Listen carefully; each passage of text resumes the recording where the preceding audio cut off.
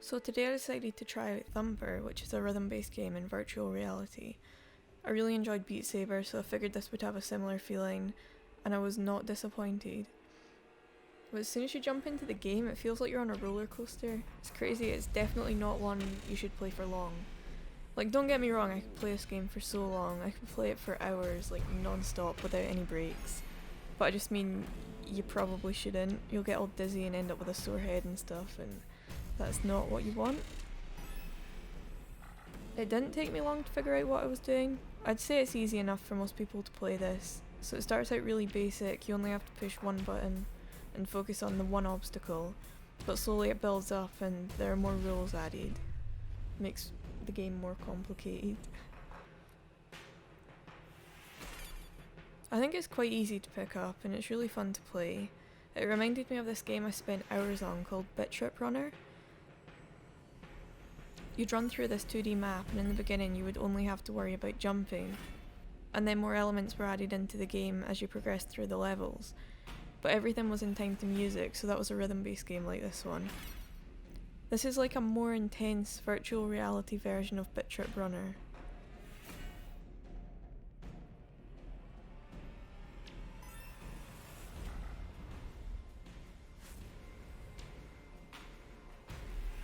I also realised the parts where you have to go around a corner feel like drifting in Mario Kart. It's really cool. It starts out really easy, but the levels build up at the perfect speed, and before you know it you have so much to think about and you don't know what is coming, so you need fast reaction time for this for sure. If you listen to the music before each obstacle approaches, you can actually hear the timing that you're supposed to hit with it. So basically you listen to the music playing and almost replicate what you hear.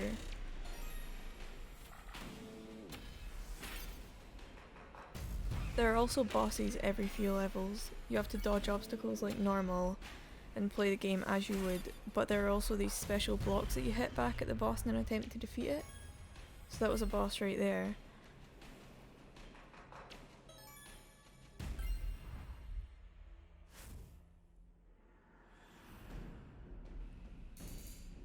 Yeah, I think rhythm games in virtual reality are my favourite. Rhythm games in general are fun, but when you add the virtual reality element to it, it just adds more depth to the gameplay. It's way more satisfying and everything looks so cool and aesthetically pleasing. It's just nice to look at. The game was like $15.99 I think. I know it doesn't seem like there's that much to it, but it does progress as time goes on, so I'm definitely happy paying that much for this game. I would recommend it to anyone.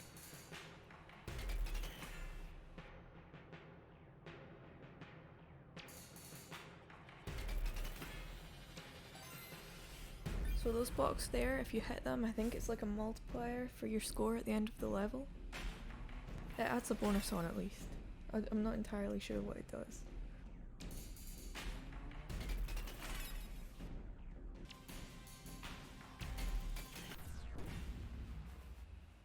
It is frustrating when you die though. It sounds so nice and everything's going so well, and then you crash into a wall or hit something with the wrong timing and it's all ruined. Although I will say it's easy to get back into the rhythm of the game, it only briefly stops your flow. But the concentration you put into this is so extreme. You can't really have any distractions while you're playing. Also, I found that the longer I played it for, the more freaked out I got. I kept feeling like there was someone near me or behind me in real life. The game just creates such tension and there's creaky music and all these ambient sounds. You get kind of lost in it. And it's one of those where you don't know whether you played for 10 minutes or an hour. But I think it would be really cool if someone modded this or they added DLC to it where you can play along with custom songs. That would be pretty cool, although it would take away from the whole epic vibes you get from the game. So like, I suppose that would kind of ruin it. But I was completely amazed by this when I first played it. It's just one of those games that you want everyone to experience.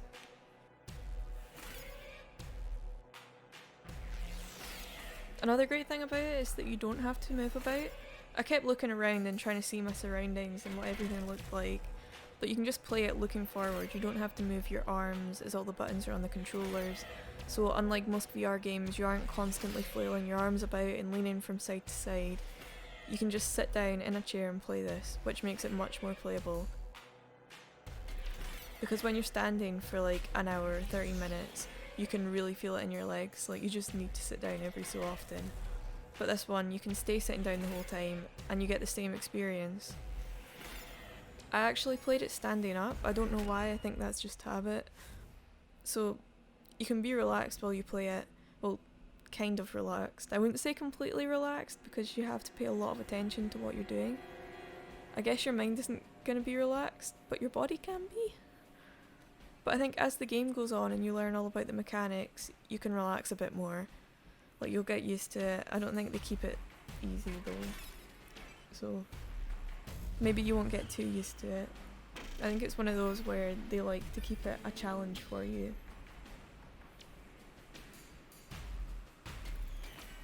Going through the tunnels and everything was like an amazing experience because there's just light flying at you. It's really satisfying to look at.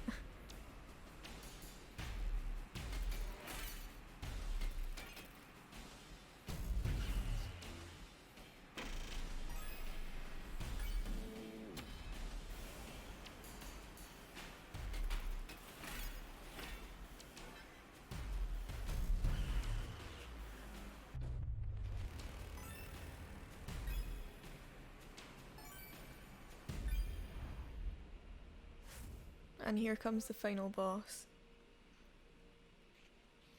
This part was pretty scary. It doesn't look so scary on the screen, but remember, when you've got that VR headset, it's like full scale, so that thing is massive. It's still mildly terrifying on the screen. It looks like a giant demonic version of Domo, if you know what that is. I just tried to ignore the monster after a while and focus on the path. I just pretended it wasn't there. I was like, yeah, you just do your thing.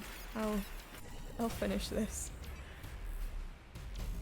This is why I think me playing virtual reality horror games would be a very bad idea. I don't think I'm gonna delve into that path. It's very satisfying when you kill it though. It feels like an accomplishment for sure. With any of the bosses, not just this one.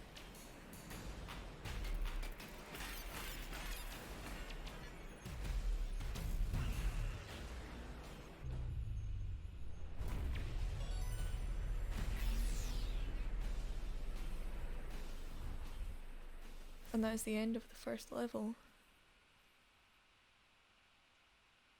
It took me about 10 minutes to do all of that. As you can see, I didn't get perfect scores, but it was okay for a first time.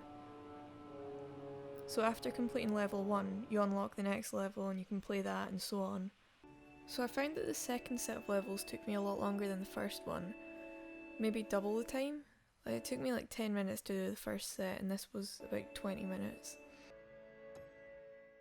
In this one they added a mechanic where you fly up in the air above everything, which is really cool.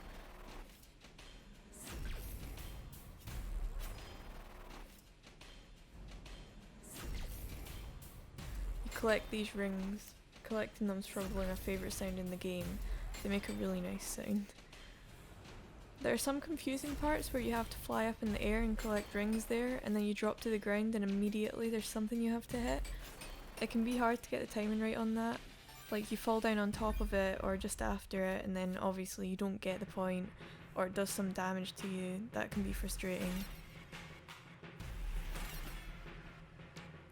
One thing I will say is that the game can make you feel quite dizzy afterwards because there's a lot going on. You're turning sharp corners and everything, there are lights flashing everywhere.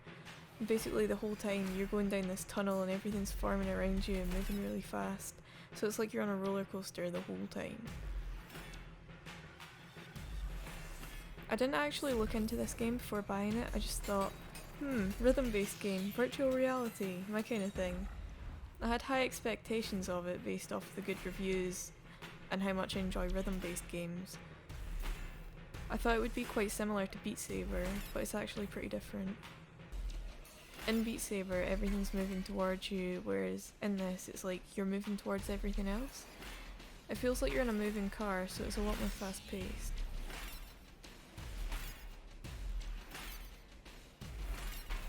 If you miss one of the blocks on the floor, it's not so bad. The longer turns are a lot more fun to do than the short turns. Actually no, it depends. The long turns are good. but when you have 2 or 3 short turns immediately after each other, you feel like you're amazing at the game. Really, you're just going like left, right, left, but you feel like you're doing more. But if you hit a wall or don't fly at the right time, it just completely messes with the flow of the game and it's quite annoying. I only heard about this game around a week ago. I don't know how I hadn't heard of it before because it came out in 2016. It definitely wasn't hyped up enough. Either that or I've just been living under a rock and didn't know about it. This feels a lot like an arcade game though. Like if you went to an arcade filled with VR games, it would 100% have this game in it, and everyone would be queuing up to play it. I think there are a lot more sub-levels in level 2 than there were in level 1. I kept expecting the boss fight and it just didn't happen for a while. It does throw you off a bit when you're on a boss fight because even though you still have the same consequences, like if you die you go to the start and you get hit the same amount of times before dying, you feel like there's more pressure added just because there's a boss at the end of it. Like surely it'll be harder and you'll have to make more of an effort, but I wouldn't say it's any harder than the rest of the levels, which surprised me.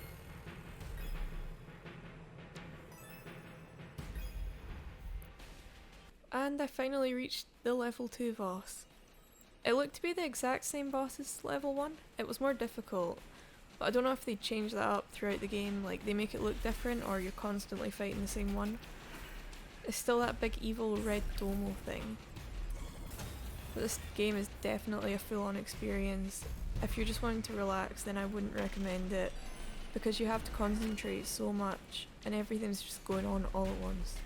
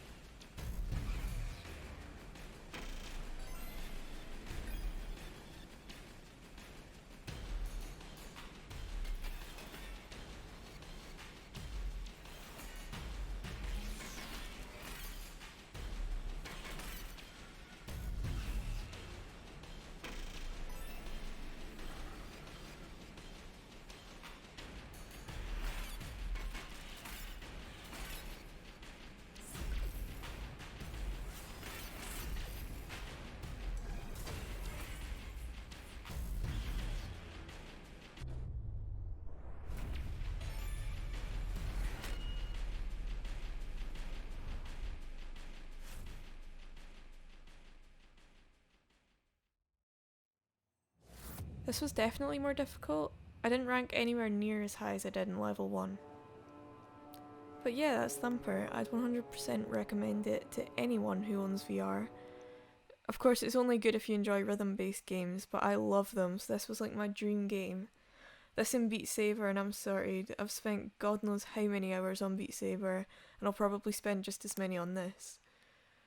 So yeah, if you enjoy rhythm-based games, you have a VR headset, I'd definitely recommend this. You can waste your life on it. I wouldn't be surprised if someone just sat down in one sitting and completed the game. You'd hurt your eyes, you'd hurt your head. You should definitely take breaks, I'd suggest that, but hey ho, if you don't want to take a break, then you could play through the whole game probably. I don't think you'd get bored of it. I wouldn't get bored of it. I'd just play the whole thing like all the way through.